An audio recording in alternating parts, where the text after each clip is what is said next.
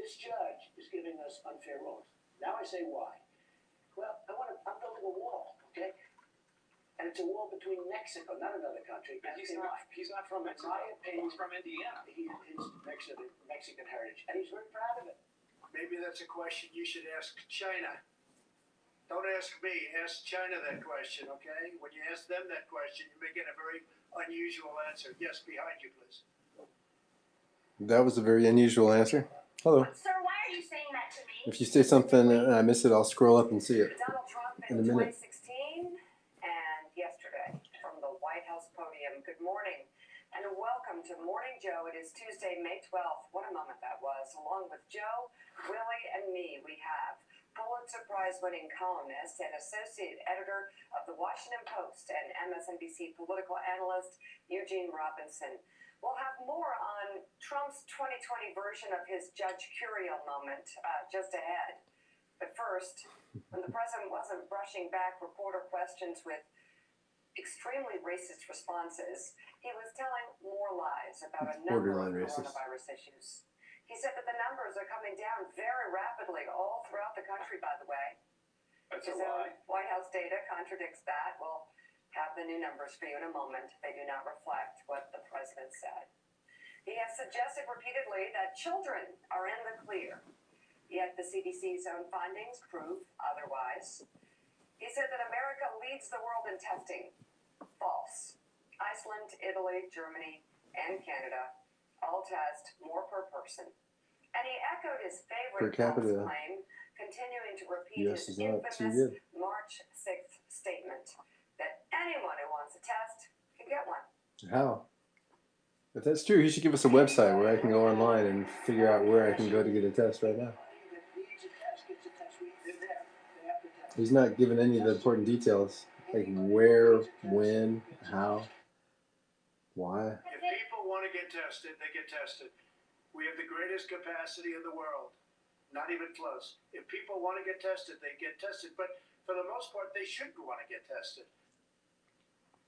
That's not true. It's a weird thing to say. And his claim on the U.S. death rate from the virus was wildly Who's he to tell who should be tested for a disease? One of the things we're most proud of is this just came out, deaths per 100,000 people death. So deaths per 100,000 people, Germany and the United States are at the lowest rung of that ladder, meaning low is a positive, not a negative. Germany and the United States are the two best in deaths per 100,000 people, which, frankly, to me, that's perhaps the most important number there is. No. Except it's wrong. Okay, so Russia's got the lowest. I want to connect on just the last thing the president Russia has a said 0.9% here. death Willie, rate. He said that's perhaps the most important stat that we have. And I guess I'd agree with him. His only problem is, he said we're tied for first with Germany. Close. Okay, not that close. If you actually look at the Johns Hopkins information here. Look at this. These are. Why does he think he can lie on video? World, Willie, out of 140 countries. Doesn't he realize people are going to fact check? I'm not good in math, okay? I'm not a Harvard boy. Belgium, France, UK, Italy, Netherlands, Spain, Brazil, Iran, all of those. Minus 9 still is 131. So we're not first in the world. Out of the 140 countries that Johns Hopkins University is following, we rank 131 in mortality rates. You combine that with what he said about this mysterious childhood illness and says, well, at least they're all recovering. His own testing director had to say, no, Mr. President, that's wrong. You hear what he said about testing, and they had signs the rest of the world. We're not. We're still behind. Again, the speaker said we're like 5th in the world on that, making some progress, but still far This goes by behind. the adage, if you're going to lie, you might as well lie big. It was another afternoon press conference. Another pack of lies from a man who's told 18,000 lies. And it's so interesting, Willie, that you have all these anti-Trump posers who pull out their fainting couches anytime anybody in the media makes a mistake. And yet those fainting couches are not used. We certainly don't worry about the president's 18,000 lies. Are these lies during the worst crisis the United States has faced since World War II? Yesterday's is an astounding desert of lies from the president. See, that's why people are afraid to go out.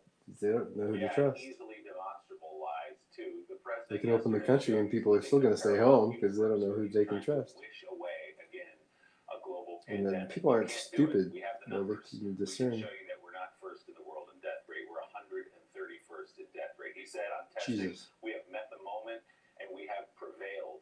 If that doesn't say to you, I want to just turn the corner on this and pretend it's not happening, nothing else does. He's wrong on the facts. He was wrong on almost everything he said yesterday, including on testing, including on the death rates. That's why I don't listen to him anymore. anymore. The number of cases in this country, which I think is really important because he wants it to appear by the words he expresses that this thing is going away, that we've got it under control. Nobody knows. Cases, as we've said many times, are down. Nobody knows. We can't trust them. In places like New York City, but we're showing new evidence from his own task force that shows it's popping up across the country, just as many people predicted. Again, data from his own task force showing that, not us. Well, Willie, and that's the astounding thing here, is that sucks when you got to go to other sources besides the president to find out what's the truth. The need for America to reopen, but reopen safely. As I say all the time, I'm not talking about Nancy Pelosi's standards that she put out there. I'm not talking about the Nation magazine's standards. I'm not talking about the Young Marxist League of Greater Manhattan standards for reopening the government. I'm talking about Donald Trump's own standards that Donald Trump set out a couple of weeks ago. It's his own standards we're going by. These numbers, for the most part, are usually his own numbers. And yet, time and time again, he's wildly off base. Time and time again, he's wrong. And as you say, time and time again, he's wishing this away. It's you know, I wrote a column in the Washington Post a couple of weeks ago talking about the year of magical thinking. Borrowed that from the Joan Didion memoir.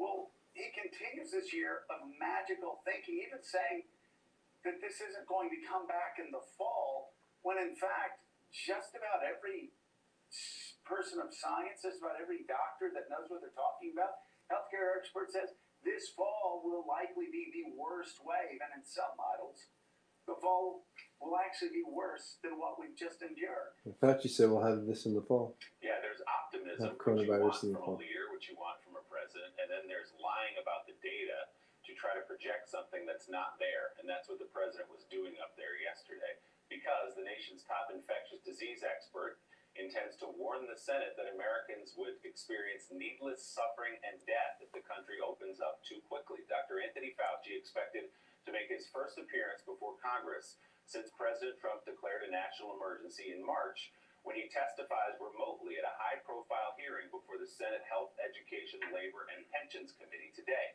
According to the New York Times, Dr. Fauci intends to warn the Senate against the extreme dangers if the U.S. opens up too quickly. In an email to a New York Times reporter, Fauci previewed his message to senators. It reads this way, quote, "If we skip over the checkpoints and the guidelines to open America again, then we risk the danger of multiple outbreaks throughout the country.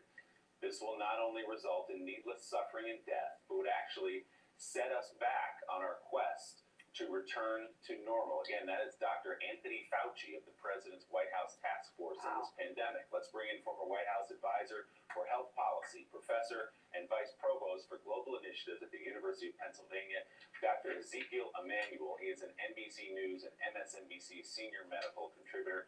Dr. Emanuel, good to see you. We can get into what Dr. Fauci is going to say today, but first, what you heard from the president yesterday on testing, on the number of cases, and on the death rate. What do you make of his view of this pandemic? Well, you know, I think as you guys accurately said, it's not clear where he's getting his data. Just on the testing, I think there are 25 countries that have tested on a per capita basis more than we have. You listed some of them: Germany, Iceland, Israel. they're just, he's not actually engaging with the data, and he's not even attempting to engage with the data. I mean, if you get a piece of data wrong, we understand, but when it's a whole series of things, you're just trying to imagine something different than reality. And the fact about science is you can't deny it. It comes back and will bite you because it's reality. I would also say one thing, we now have 30 states that are opening up, and almost all of them have failed President Trump's task force criteria for opening. Either their number of cases are going up rather than having a 2-week decline as they required, or their percentage of positive cases are going up, indicating that they're actually finding more cases in the population. So these are very bad indicators, and I think it's what is making Tony Fauci very nervous about opening these states up, because you have a few cases, and then we get into that exponential growth. And it's the few cases. Still only been 17 deaths in Hawaii, your exponential growth before you take action. and 634 cases, I think. Very eager to open up, and not 21 cases here in Kauai and no deaths. All the deaths have been in Oahu and Maui. You're exactly right. You have to weigh. I mean, the president is the best example of this, how you need to focus on a few cases, because it was the president who still goes around yelling, going, I was supposed to shut down the economy when there were no cases. There were no cases of no deaths. Well, yes, that's exactly when you see the storm coming, you prepare for it. And Gene Robinson, it's like when a hurricane's coming, you don't wait for the deaths on shore to start planning. If you know the hurricane's coming, you start boarding up a week ahead of time. And Donald Trump still doesn't understand this about the pandemic. By the way, he was hurricane's giving here. warning. Let me say this again, because the Trump liars got out their fainting couches when I said that everybody knew in early January. So I said to Zeke Emanuel one time, everybody freaked out, said I was a liar, I was a sociopath. The fainting couches for these Trump apologists and Russian idiots and bots, all shocked. But in early January, the warnings began going through the Trump administration, the State Department, CDC, FDA, the Pentagon, the intel community. I could HHS. Claiming he shouldn't have done anything because there were no deaths yet in the United States. You plan for the hurricane when it's offshore, not after everybody's dying. But Gene, these lies, one after another yesterday. And again, where are the fainting couches for the people that are upset about an edited Jimmy Kimmel video? They were shocked about that. Which I actually, being dad, I was running around, saw it, retweeted it, then I unretweeted it and apologized. But they were so shocked about that. That was the end of the republic. Oh, my Lord. How Definitely. can we survive with these lies from late night hosts being retweeted by cable news hosts? How can the republic stand? And yet yesterday, Donald Trump lied repeatedly. Said lied. Matrix we have, or the number of deaths per 100,000, and that we're number one. Except, no, as John Hopkins says, we're 131 out of 140. So if that's the most important matrix, Gene, we're doing a pretty bad job. I guess one other thing, and I know you're saying Joe has to have at least one more thing to say. Well, Gene, you're right, I do. Dr. Fauci, he's coming forward with guidelines today. Yeah. And he's coming forward with Donald Trump's guidelines. He's coming forward with the White House guidelines. And we had Zeke talk about it. Let me just share real quickly, then I promise I'm going to throw the football to you and let you run as long as you want. But Dr. Fauci, among his recommendations, and among Donald Trump, these are Donald Trump's recommendations, by the way. Conspiracy theorists out there who think that Dr. Fauci is somehow profiting off of this, or Bill Gates is profiting off of this, and that libtards want to keep the government shut down. This, Donald Trump's plans to reopen America. And what's one of Donald Trump's guidelines to reopen America? States should have a downward trajectory of positive tests or a downward trajectory of documented cases of coronavirus over 2 weeks, says Donald Trump, while conducting robust contact tracing and sentinel surveillance testing, says Donald Trump, of asymptomatic people in vulnerable populations, such as nursing homes, says Donald Trump. So libtard, Maybe he didn't actually write it. Donald Trump Maybe he just signed it. is the one that is putting Yeah, it's not. recommendations out. If it's going to be a data-based reopening, it's pretty silly for him to keep saying it's got to get open. You've got to reopen. That's not the way you would approach it. You got to just go by the data. The White House plan, opening up America. You can almost, with that title, the former Republican me can almost hear Lee Greenwood singing in the background. Opening up America. I love Lee Greenwood, by the way. But Gene, yeah. These are the president's own guidelines. That people are freaking out, taking military-style weapons to state legislators, screaming and threatening and attacking police officers, yelling in their face, threatening their lives, because these states actually took the president at his word, and they're trying to follow the White House guidelines. All right, Gene, I toss the football to you. This is a year of magical thinking continued, isn't it? It is magical thinking. It is continuing. And so let's, you talk about the president's own guidelines. Let's talk about the president's own house. The coronavirus has entered the president's own house. Katie Miller, Vice President Pence's spokeswoman, one of the president's personal valets.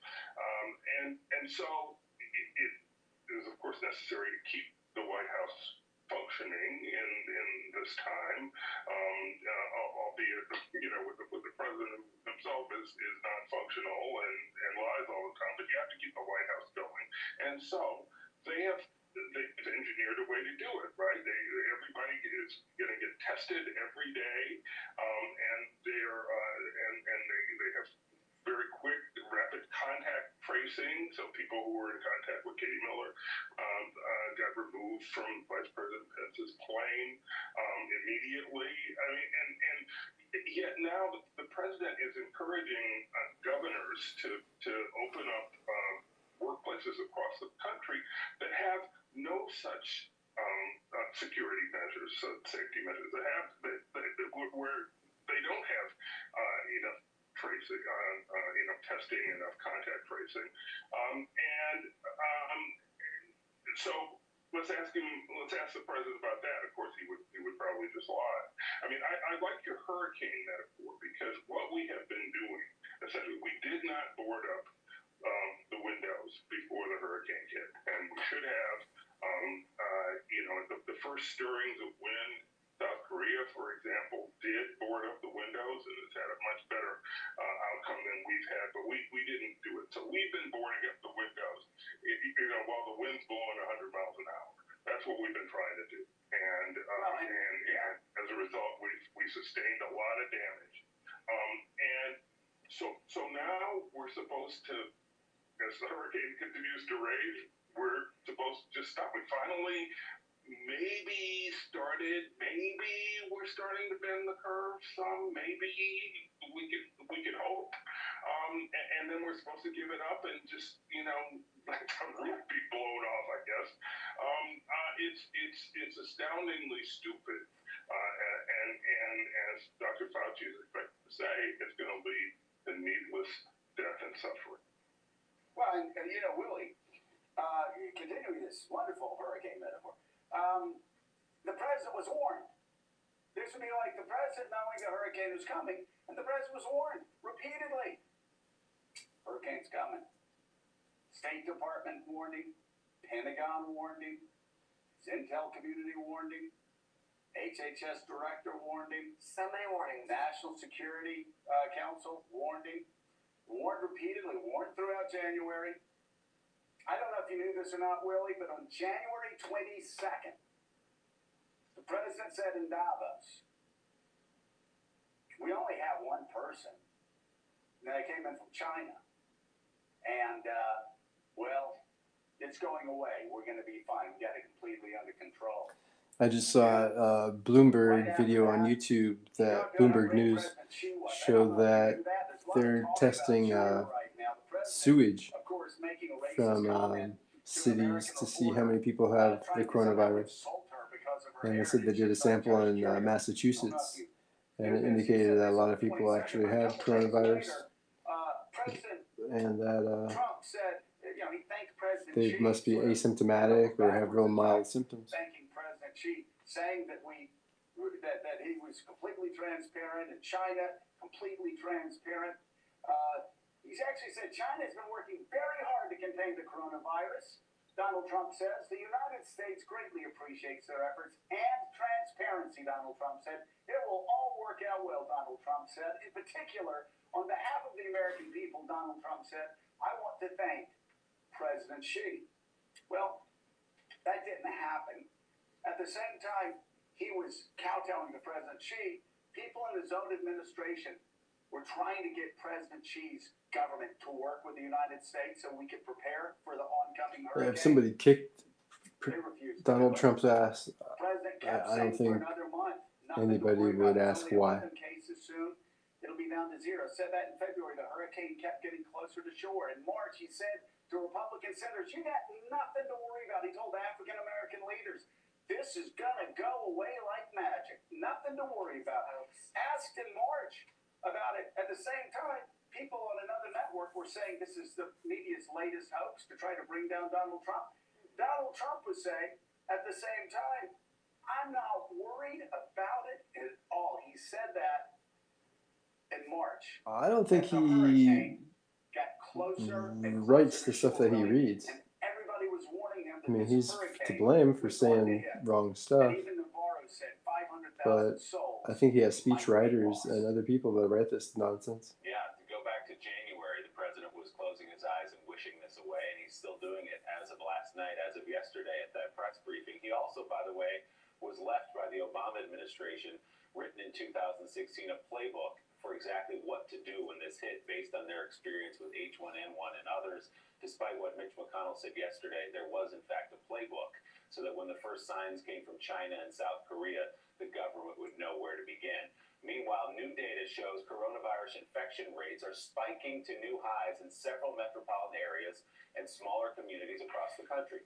That's according to undisclosed data from the White House Pandemic Task Force that it's using to track rates of infection, and which NBC News now has obtained. The numbers contradict President Trump, who claimed yesterday infection rates are coming down rapidly nationwide. According to last week's report, the Heartland reported surges of nearly 75% over a 7-day period compared to the previous week. Cities on that list include Nashville, Des Moines, Iowa, Amarillo, Texas, and on top of the list with a 650% increase, Central City, Kentucky. Joining us now from the White House, senior White House reporter for NBC News Digital, Shannon Petty-P. Shannon, you watched that briefing yesterday outside the building behind you very closely. I know he's just so off the chart, wrong and bad. I mean, it's almost like you got to start asking yourself some questions like, is he a Democratic Party shill that came in here to just screw things up to make the Democratic candidate look like the savior?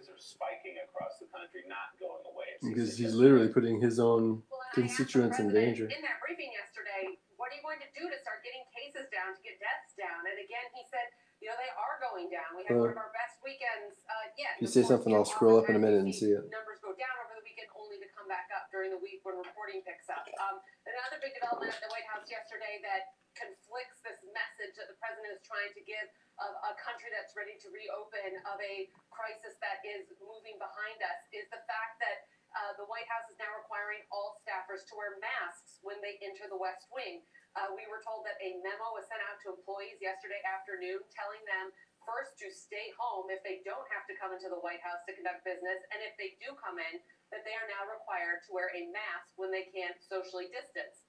We will see if the president, who is not a staffer, is going to follow that recommendation. That's still to be seen. We haven't seen him in any public meetings or any travel yet, so hopefully we'll get a sense of that later on this week. But, you know, many Americans have already been wearing masks, but this will be a big change in the West Wing because despite how cramped the quarters are there, narrow hallways and small working spaces, very few staffers have been wearing masks so far. That definitely changed yesterday in the Rose Garden. I saw every staffer I saw, including Jared Kushner and the head of HHS, were all wearing masks yesterday. So Shannon, what is the level of concern? There's been I just don't understand on what basis anybody would want to re-elect this guy. Vice President Pence's spokesperson contracting the virus, a military valet for President Trump contracting the virus. What is the level of concern? Obviously, the president believes he's projecting. And his dog and pony show is going to look real distasteful this election Kevin season. Hassett, his own economic advisor, was one of those people who said he was essentially scared to come into the office. He said that over the weekend. One staffer I talked to yesterday, they said that things were just really quiet around the White House. And, you know, it wasn't people running around with their hair on fire like it is sometimes at the White House, but just very quiet and kind of somber. And that, yes, the irony was felt that they were now in the White House grappling with this issue as they were trying to tell the country that this is something we can move past and something behind us. But, you know, a lot of people are going to continue to come into work here, I am told, because access is power here. And I, you know, as one staffer told me a long time ago, if you can't hear the president yell, you're not in the inner circle. So in order for people to run interference, to make sure that their issues and their agenda stay on the front burner, they're going to continue coming into this White House, even if they maybe are concerned, or even if they have questions about the safety and the level of cleanliness that's going on. But the administration has stepped up cleaning, I will say that as well. All right, Shannon Petty, peace outside the White House for us. Shannon, thank you so much. Dr. Emanuel, so we will hear today from Dr. Fauci over teleconference at this Senate hearing that he's concerned about America skipping over the White House's own guidelines and moving too quickly and leading to an outbreak across the country that we then may have to go back and shut things down again. So as you watch this play out, you mentioned some 30 states are going to be opening in some form slowly, most of them. What is a safe way? What numbers should we be looking at where we could start to say, all right, yes, it is safe to open up? What would Dr. Fauci say about that? Well, the White House guidelines have three gating criteria.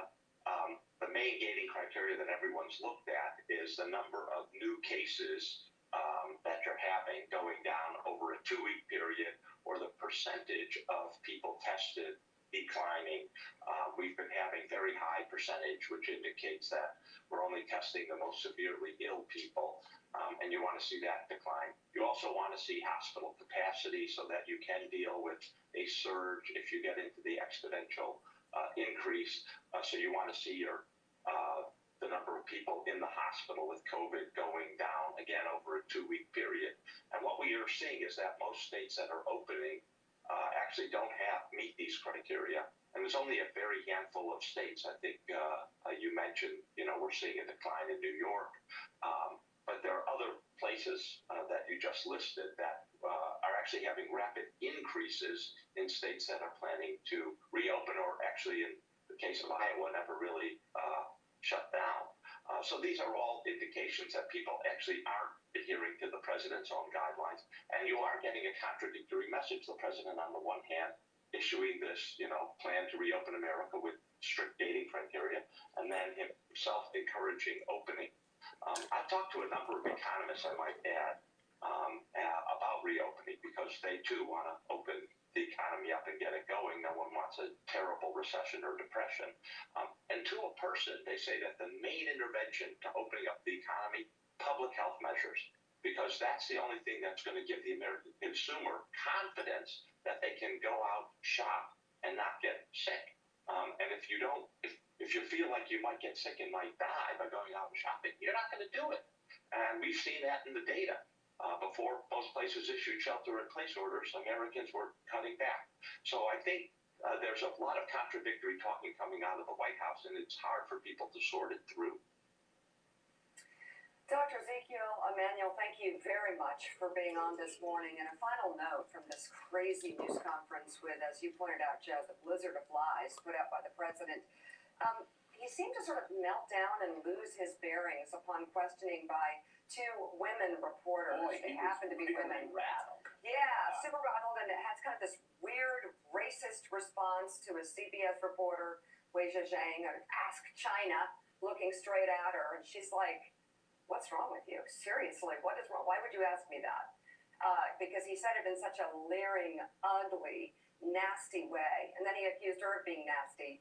And then Caitlin Collins tried to ask her a question, and he literally left and retreated back into the White House. He seemed to crumble under it all. He didn't like the way it was going, so he stormed off.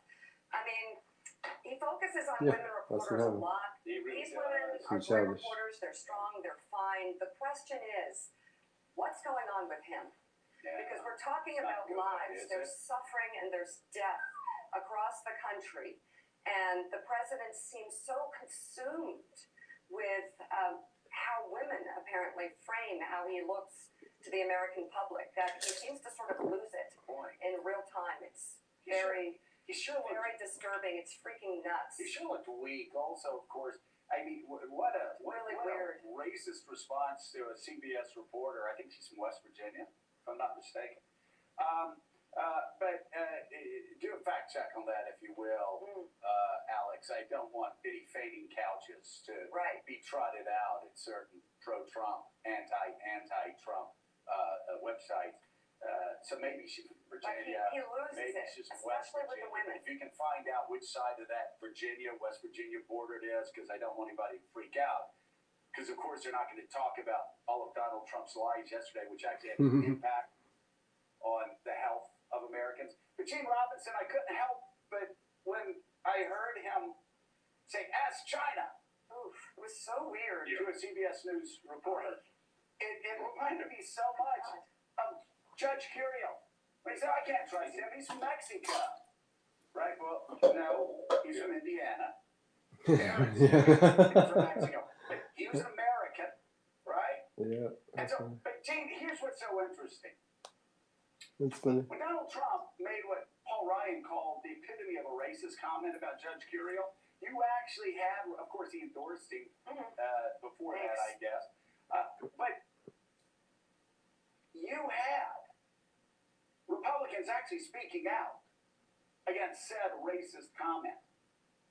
To let us all know where the Republican Party's gone in the last 3.5 years, and the reason why Republicans right now look like they're going to get trounced in the Senate, in Arizona, in Colorado, in Montana, in Maine, in North Carolina, and a lot of other states that Republicans should win, is because nobody is saying anything now.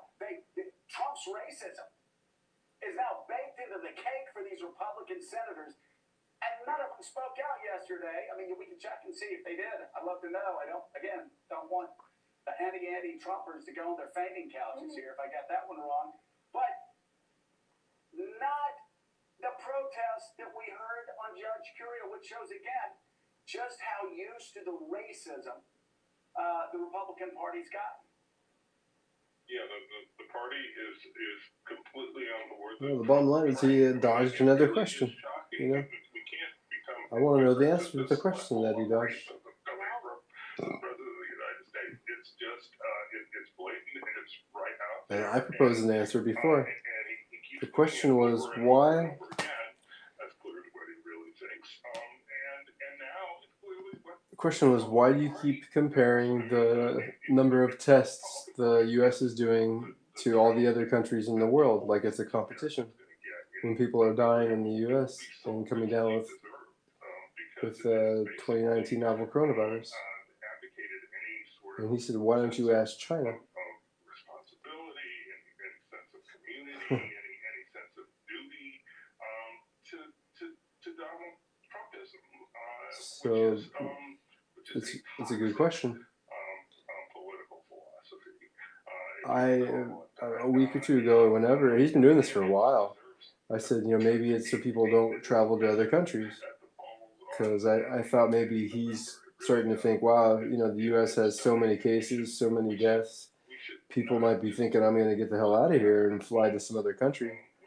So I thought maybe he's trying to say, you know, other countries aren't testing. Let's take a look right So now, it's at that moment. it's in other countries. They just don't know it. They don't test for it, and so don't feel safe going there, kind of thing. The US is doing far better than any other country when it comes to testing. Yes. Why does that matter? Why is this a global competition to you if everyday Americans are still losing their lives and we're still seeing more cases every day? Well, they're losing their lives everywhere in the world, and maybe that's a question you should ask China. Don't ask me, ask China that question, okay? When you ask them that question, you may get a very unusual answer. Yes, behind you, please. Sir, why are you saying that to me specifically? I'm telling you, That's I'm not China. saying it specifically to anybody. I'm saying it to anybody that would ask a nasty question. That's like not a that. nasty Please question. go ahead. Why does it matter? Okay, anybody It's a great else? question. Please, Why go does it ahead. matter? Who cares? I have two questions. Compared to the other countries in the world. I have two questions, Mr. Next, President. next, please. But you didn't. And You it's called not on even me. true. I did, and you didn't respond, and now I'm calling on Sorry, I just the want young to. lady in the back, please. I just wanted to let my colleague Okay. finish. But can I ask you? Ladies and gentlemen, thank you very much. Appreciate it. Thank you very much. You literally can't take it. He got chased off. He Crazy. got chased off by two reporters. Caitlin Collins actually asked him a question. And he ran away. Like a little, as he would say, like Yeah. a little baby. Ran away like a little Yeah, baby. he did. But didn't like how it was going. But let's They totally want to blast him, I can tell, but they don't want to stoop to his level. It would be funny if it wasn't Watching so right sad. now. It's pathetic. I keep asking you to stop watching our Stop show. tweeting, stop watching. Just stick to the questions, man, and just answer them, man. Please go away. Stop. I've been asking And then answer the rest. for America that you don't watch our show. Please Please leave stop. us alone. Okay? Jesus. Please stop. But again, it was just such an un-American thing to say because a reporter was born in China, came here when she was two, immigrated here just like Donald Trump's family immigrated from Germany here. Donald Trump's mom immigrated here when she was young. But you have a reporter from West Virginia, an American, and Donald Trump is going after her and saying, "Why don't you ask China?" Again, it's a Judge Cooter moment, and not one Republican senator that I know of yet. Please let me know if that changes. Has spoken out on this. I don't know if the Republican House members have. We have to check and see. But let's look at this clip again and see where the Republican Party has gotten, and then we'll kind of figure out why Asian Americans who used to like voting Republican have moved so quickly away from Donald Trump over the past several years. And because of this and other things, going to keep moving away from Donald Trump. Let's take a look at this racist clip again. And running away. This is, by the way, the President of the United Back in the States. The President of the United States, Republicans, said this. This is your president. This is your party. You're taking him into November with you. Many times that the U.S. is doing far better than any other country when it comes to testing. Yes. Why does that matter? Why is this a global competition to you if everyday Americans are still losing their lives and we're still seeing more cases every day? Well, they're losing their lives everywhere in the world, and maybe that's a question you should ask China. Don't ask me, ask China that question, okay? When you ask them that question, you may get a very unusual answer. Yes, behind you, please. Sir, why are you saying that to me specifically? I'm telling you, That's I'm China. not saying it specifically to anybody. I'm saying it to anybody that would ask a nasty question. That's like not that. a nasty Please question. go ahead. Why does it matter? Okay, anybody else? Please, go ahead in the back, please. I have two No, questions. it's okay. But you No, pointed to me. I have two questions, Mr. Next, President. next, please. But you called on me. I did, and you didn't respond, and now I'm calling on Sorry, I just the young lady in the back, please. wanted to let my colleague finish. Okay. But can I ask you? Ladies and gentlemen, thank you very much. Appreciate it. Thank you very much. What a weak man. Oh, such weakness. I've never seen. Run off. Pretty crazy. Joining us now, NBC News Capitol Hill correspondent, host of KCDC on MSNBC on Sunday nights, Casey Hunt, and USA Today opinion columnist and former senior advisor for the House Oversight and Government Reform Committee, Kurt Bardella. He is a Morning Joe contributor. It's good to have you both on board. So Casey Hyde, the news just keeps getting worse for Senate Republicans and House Republicans who see their numbers going down the drain. Certainly, a lot of the key Senate races in Arizona and Colorado and Montana and Maine and North Carolina and states across the country. I mean, we had 2 races in Georgia where Donald Trump right now is tied with Joe Biden. Same with Texas, tied with Joe Biden in Texas in a Dallas Morning News poll I saw. And here comes the president, comes out yesterday insulting an Asian American reporter, an American, and said should ask China. By the way, it was a non sequitur. That had nothing to do with the question she asked anyway. Just hurled out something that he considered to be a racist insult. First of all, fact check. People are dying all over the world this week. So. Like they did with Judge Curiel, with his racist Judge Curiel comments. That had nothing to do with the question. Well, so far, Joe, I haven't seen anything. I mean, I haven't spoken to all 535 members of Congress about this yet, but nothing has stood out. I mean, part of the problem is Trump lies, and then he expects people to believe his lies, and then when they don't believe his lies, he gets angry. Well, what surprises me, though, Casey, is they're bleeding support across the board. And journalists are expected to know the truth and print the truth and stick to the truth. I mean, this isn't tabloid news that asks these questions. Americans don't want lies, and they expect the truth from the president and from the press. And the press is not on board with his storytelling. The question is, why don't they separate themselves from a president who proved to be toxic in 2018 and who obviously is going to be toxic in 2020? Like, I don't understand. I could tell it in that press conference a lot, because when people were asking questions, it's kind of funny. He kept saying over and over and over and over how great the testing was, and people would ask questions that like kind of defied that, almost like directly, like, why isn't testing better? Why can't people get tests and things? And it's like, I just said they can get tests, and it's like, well, there's obviously a disconnect between what the reporters perceived as reality and what he perceived as reality. And these protests that we're seeing, these cultural divisions getting more and more intense, more and more partisan, more questions about whether you support the president or you don't, the more that phenomenon is going to continue to be the case, because the base of the Republican Party still remains with Donald Trump. And Republicans' problem is that this pandemic has the entire country across the board engaged and concerned and worried about the decisions that their leaders are making every day. They can no longer afford to ignore what has been a partisan and difficult period for our country. If they had tuned this out, they no longer have that luxury, because they are losing members of their families. And this is a real dilemma for Republicans on the Hill. I mean, if you had told me, a few months ago, obviously many things have changed in the light of this pandemic, but Republicans were not significantly concerned about losing control of the Senate. Mitch McConnell was not concerned about losing his job as majority leader, becoming the minority leader, and he was probably even less worried about his own re-election chances in Kentucky back home.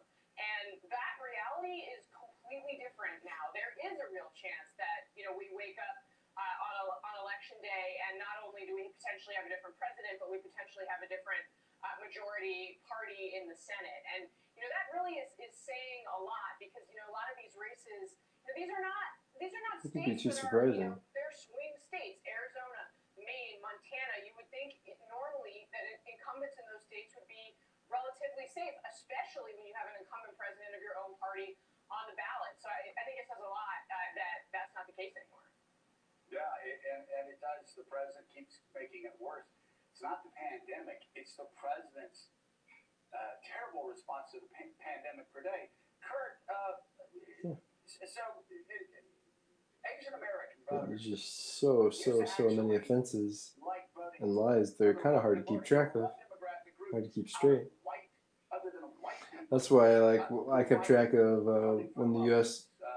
first started villainizing Venezuela, I started keeping track of all the news reports on it and made links and a webpage for it. And not just the mainstream media ones, very few of those, actually more like roughly in RT and some of the other ones, because it described what was actually going on. I didn't want them to go to war with Venezuela and use this election thing as a pretext for war. So I did my research and found out a lot of stuff about it and kept track. But if people tried to keep track of all of Trump's lies and misstatements, and they would be a full-time job. The Republican Party is missing. The Asian American community is the fastest growing racial group in America. From 2000 to 2015, they grew by 72%. And the fact that, and you pointed this out, and you encased it, with Republicans standing by letting this happen, not speaking out about it, not condemning Donald Trump's racism and cowardice, they are leaving the Asian American community, along with all people of color, no alternative at all but to vote Democratic. There was no motivation, no reason, no Wouldn't say realistic that, way that any minority but voter I in would this say country not in vote good Trump. conscience vote for Donald Trump and anybody with an R next to their name who in their silence condones this type of racism. They are complicit in it by not standing up and saying that this is wrong. When you don't do that, you're saying you agree with it, you support it. And, as we get closer to November, and as Joe Biden's poll numbers continue to grow and Donald Trump looks worse and worse, I think that what we saw yesterday in the Rose Garden is going to just be fodder for what we're going to see going forward from Donald Trump, the Republican Party. The only message they have right now is blame and fear. They can't talk about successes. They can't talk about There's going to be a lot of closet Donald Trump voters this cycle. And as their pure incompetence makes this pandemic even worse, the only thing they can do is resort to because he has embarrassed a lot of Republicans, and they're just going to lie and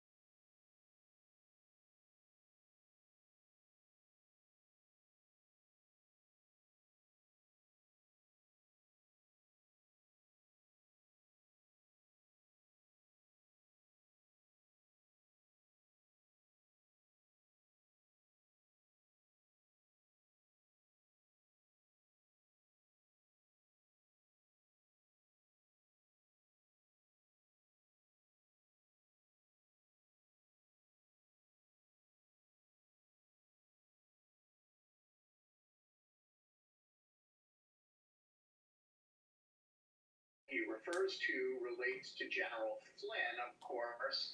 It does not. Well, one thing that I wonder is if there was any great what would have happened to Donald Trump if Hillary Clinton would have won. much less President Obama. You know, something tells me that, you know, these collusion accusations and things like that, if Hillary Clinton would have appointed an attorney general and told that attorney general to go after Donald Trump, then Trump could have had federal criminal charges against him. Whether they would have had any merit or not is another story. But, you know, that's kind of what I got the feeling that the Democratic Party was going for. That they're going for, obviously, Hillary Clinton win, that they assumed she would win and coast to victory. She didn't even campaign in a couple of states that she needed, actually, that she should have campaigned in. And they all thought that she was going to win. Remember, all the polls and everything showed her winning by a lot. According to CNN, all of them. So they totally thought she was going to win. And I don't know how much Obama had to do with this stuff, but he might have had, who knows.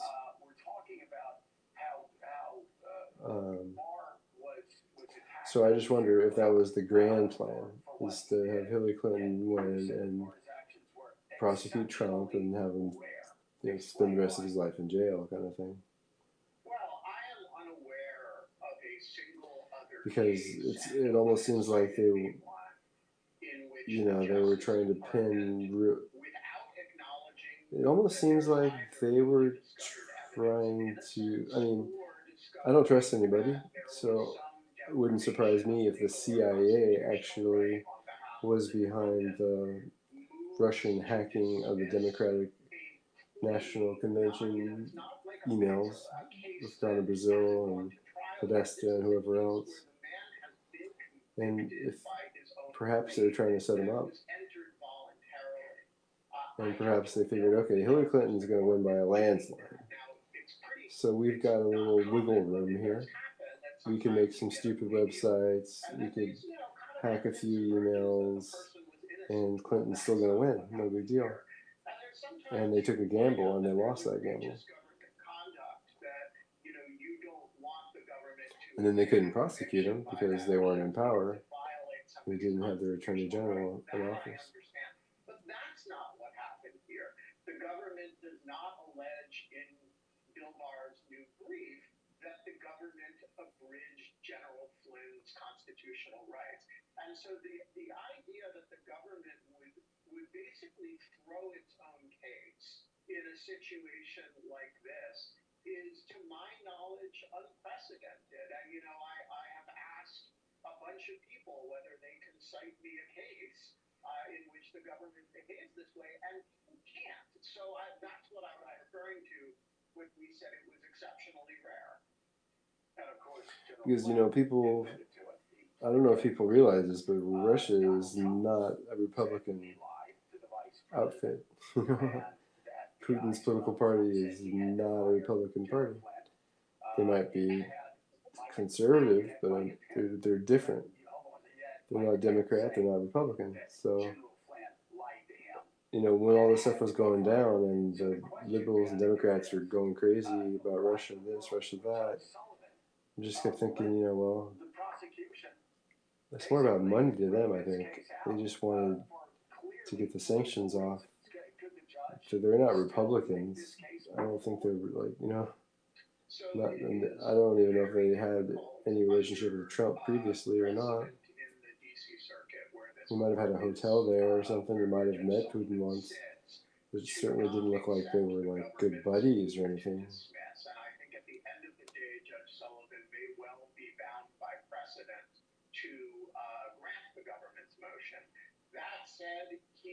And apparently, I think Obama wiretapped his phones, which seems a little shady, but it is kind of par for the course. You know, if you think somebody's breaking the law,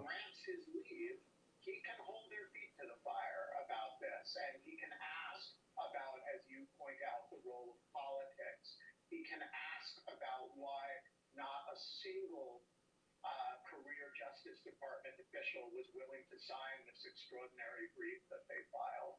He can ask about whether the The Justice CIA Department has done a lot of shady things across the world, and I'm sure we don't even know about most of them.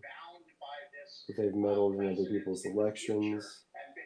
There's some people think they funded the Taliban. Some people think that they funded the Free Syrian Army and trained them. Yeah, they've done all kinds of things all over the place for many, many, many years. And they get away with it, and they are pretty stealth about it. So it wouldn't be surprising to me if they did this or something like this and got away with it. 2,000 former DOJ employees, prosecutors, mostly career officials, former officials. Obama had been in office for 8 years at that point, so you know he had his guys in office, and they wanted to keep power. The Democrats.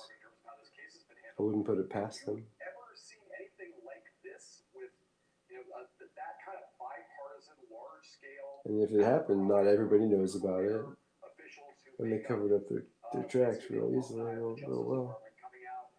Who knows if they were actually in Russia? They could have rented a building in Russia, made up Russian names. The only precedent of it that I'm aware of is that They could have done it in some other country and spoofed the IPs and made it look like they're in Russia. DOJ officials released an earlier letter about Bill Barr's conduct.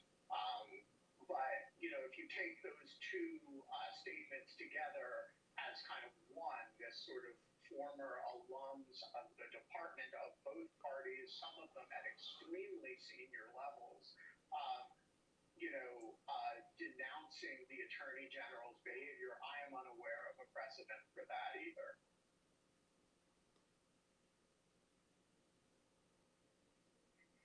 All right, Willie Geist. So Ben, I want to ask you about the judgment by Justice Barr, by Attorney General Barr, that the lies told by Michael Flynn, again, the lies that he copped to twice, that he pleaded to lying to the FBI investigators, were not material. That this was withdrawn, the prosecution withdrawn because the lies were not material. How did they arrive at that conclusion? What does that mean in this case? Okay, so this is the core dishonesty of the brief, and the basic theory of it. Remember, Trump was saying, you know, lock her up at the rallies and stuff. So, and he actually, one of his campaign promises was that they were going to go after her after he won the office. You know, that was one of my criticisms of him too. And it wasn't because I wanted to see her go to jail. It was just because I want people to honor their promises. And ultimately, an innocent person doesn't mind having an investigation on them that starts and ends normally, and because then they're proven innocent, and then it's over. You can put it to bed. But he never did that. And because he didn't do that, they investigated him instead. And that got all the airtime, and that got all the energy and the attention. You know, if he would have honored his campaign promise to prosecute her, then they wouldn't have went after him or nearly as much as they did, or had the time to do it all. Congress can only do so many things at once. The media can only cover so many things at once. You know, if they would have had a legitimate Department of Justice investigation into Hillary Clinton, like he said, and charged her with crimes or whatever, then it would have changed a lot of things in his administration from the beginning. Now, there's no open investigation at that point. They're just, they're just interviewing you about your allegations. And I didn't vote for Clinton or Trump, so what it's worth. Somebody, a maliciously false report. According to this I just like people to get a fair shake. I'd like to see a female president one day. But I wasn't too crazy about Clinton. I thought she'd be okay. She's just so tied into the Democratic Party, kind of like Biden. It's like you don't know who they're in bed with in the U.S. or across the country. They've been in politics so long. White House economic advisor Kevin Hassett and Secretary of State Mike Pompeo have cited South Korea and Austria as models to look toward. NBC News senior international correspondent Keir Simmons spoke to the leader of Austria, and Keir joins us now. What did you learn, Keir? Well, Mika, Austria's population is around the same size as New York City. Get this, Austria has had just over 600 deaths from the coronavirus. And it's not that, of course, the Austrian Alps are different very much from Manhattan, because they have had real challenges. That they had a ski resort where the coronavirus earlier on was being passed around, infecting people, and then sent those infected people heading off around the world. But they locked down very, very heavily, including having medical teams able to come in and test people straight away. They made people wear face masks. And now as they unlock, as I spoke to the leader of Austria, what I was really struck by is how, in a sense, respectful of the virus they are being, unlocking a little bit, waiting 2 weeks on the virus's timeline, unlocking a bit more. And once again, Mika and Joe, you won't be surprised to hear, central to the whole thing, testing. The White House is watching Austria to see how you're opening up. Austria is about the same size as New York in population. What's the key thing that you have done that America could learn from? Well, I don't think that somebody has to learn from us, but what we tried is to react very tough and earlier than others. And I think this lockdown worked. The numbers decreased in our country. And beside that, we have three quite important things. First is that people respect our social distancing rules. Second point is that people have to wear masks in shops, for example, or public transportations. And, of course, we avoid big gatherings. You're hoping to reopen tourism. That's going to be a challenge, isn't it? Well, it's a challenge, but we are well prepared. We will do a lot of testing. We start to open the hotels in Austria at the end of May. Is there a possibility that a number of countries around the world who have low infection rates might agree travel between those countries, but the other countries might not be able to travel to those countries? Well, I hope that we will be able to open our borders to all countries where the situation is under control. Where the situation is under control, guys, I think that prompts a conversation that maybe we haven't been having so far, but that we need to.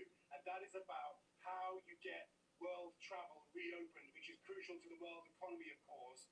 What countries will agree to have people from other countries come to their countries? And where will they keep up the borders because they're worried about what's happening domestically? And that's a big question for America, of course, because if America doesn't handle this in a way that controls infections, what will the rest of the world's approach be to opening up to America? It's incredibly difficult. America being the most powerful economy in the world gives you a picture of the kind of diplomatic, political tensions that this coronavirus is going to foster, and that we are yet to see, but which are coming down the tracks. NBC's Keir Simmons, thank you very much. And up next, President Trump said last week that he's learned a lot from Richard Nixon. We'll talk to presidential historian Michael Beschloss next. All right, I'm going to shut this off. So take care of yourself. Good luck. Stay up. Stay well.